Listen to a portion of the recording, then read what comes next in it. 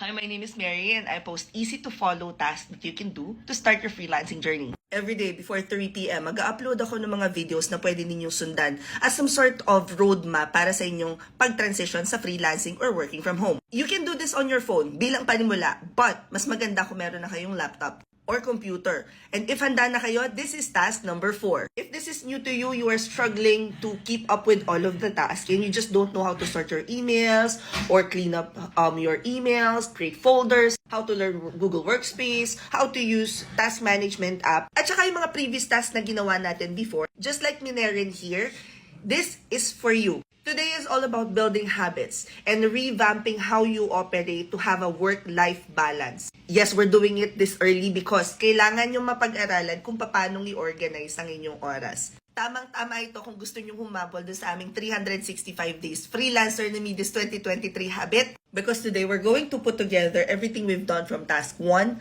to task 3. So step 1 is write down one thing that you want to do for your body, for yourself, for your investment, for your loved ones, and for your self-development. Let me give you an example. For my body, I make sure that mag-exercise ako at least 30 minutes per day. For myself, I make sure na maligo muna ako bago ako umupo sa workstation. For my investment, I spend 1 hour reaching out to clients and just tapping them. For my loved ones, I make sure that I go downstairs and spend at least 30 minutes or 1 hour with them na nakikipagkwentuhan lang at nandun talaga ako. For self-development, I read 10 pages ng books na hindi non-fiction, something that I will learn something from, or podcast. Once you have established all of the tasks that you want to do for each of these, you have to put it down in writing. Step 2, I want you to think about your schedule every single day.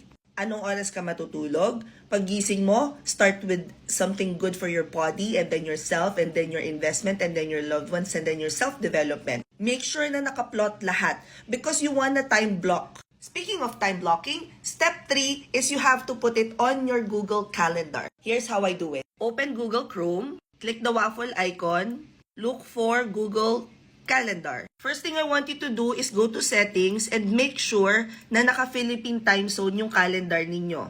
Eto siya.